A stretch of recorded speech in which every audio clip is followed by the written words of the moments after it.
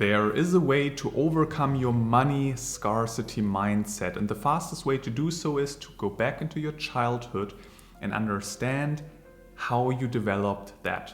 Because the money scarcity mindset is usually not something that you just have. It's not like genetics. It's most likely something that developed throughout your life, and that's what we want to figure out. And there is even an underlying similarity between somebody having an eating disorder, between you having this money scarcity mindset, between somebody having a panic attack and somebody who is a hardcore minimalist. And it's always the same. The underlying determinant is a need for control. In eating disorders, this is quite often the topic that people need to have control. They want control, and what can they have surely control over? Their body, their mind. And they often in their past experienced a tremendous childhood where they had tremendous lack of control in their childhood. And now they're overcompensating with control by controlling their body. Same with people who have this money scarcity mindset. I'll get into that in a second.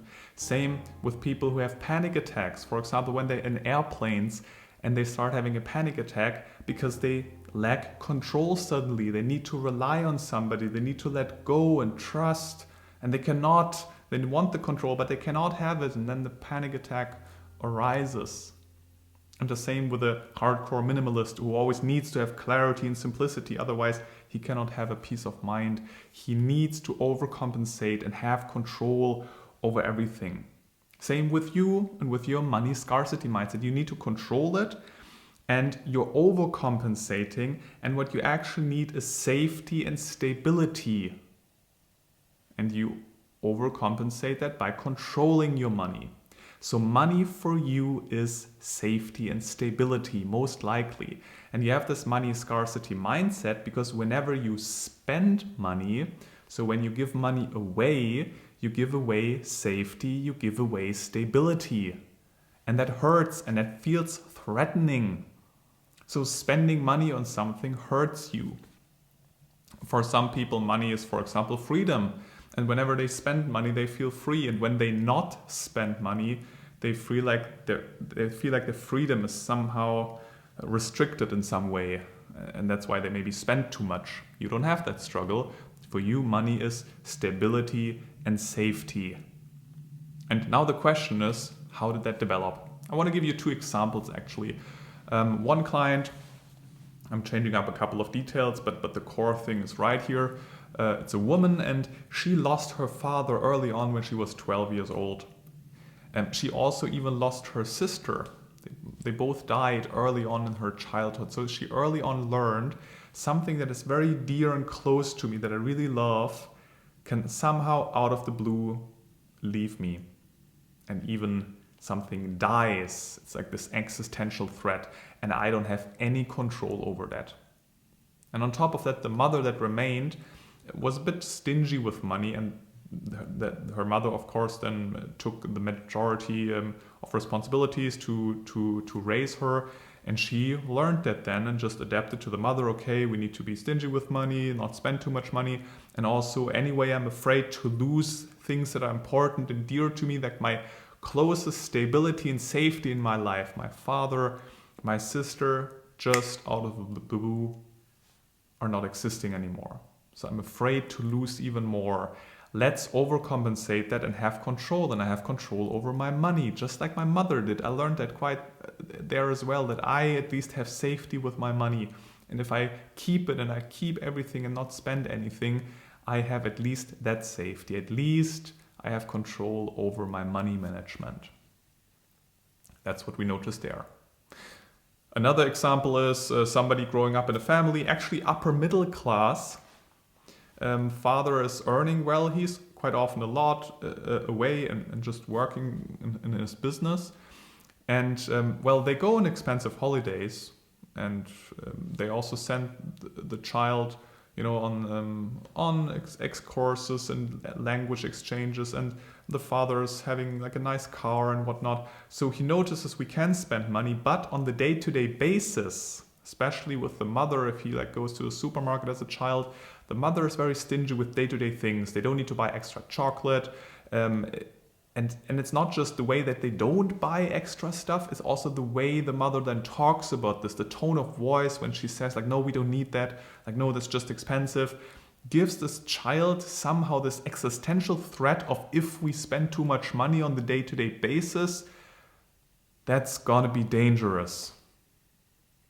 Even though they had enough money, and the kid also rationally, also now he is an adult and rationally understands, yes, we do have enough money and I have enough money, but there's still this underlying emotion with the mother that was very stingy on the day-to-day basis with things, that gave him this vibe of there's a lot of anxiety involved here, and the mother had a very good reason why she is that way. She also had her story and whatnot, but that's not what it is about right now. But gets transferred this feeling of anxiety, and if I spend too much money on a day-to-day basis, that's gonna be dangerous. And he's still running around with that mindset until nowadays. And the first step is to understand that with both examples and also with your life, to understand where is this coming from. It's not about judging anybody and saying, oh, it's your mistake or whatever, no finger pointing, but understanding why it is the way it is. We can call that out, and we have to call this out.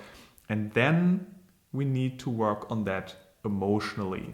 And that's the core. Potentially going even back into the childhood and work out some emotional trauma, in a sense. Money trauma, you can even call this. Trauma is just Greek, and the word means emotional wound. And this is what you're having right here. If you're curious about how this looks like for your situation, your life, and your personality, then schedule a call with me. There's a link below the video. You can schedule a free consultation session where we build up a custom strategy how you can let go of your money scarcity mindset. And what I also want to mention, yes, maybe there is some genetical predisposition. For example, the personality trait neuroticism, that's actually a trait that is to some certain degree also based on your genetics. How much you're afraid of potential threats, how much you're cautious with potential threats coming in. So it really, genetics affects your predisposition for being neurotic about things. And of course, the more neurotic you are, the more likely it is that you also have this money scarcity mindset. Makes sense, yes.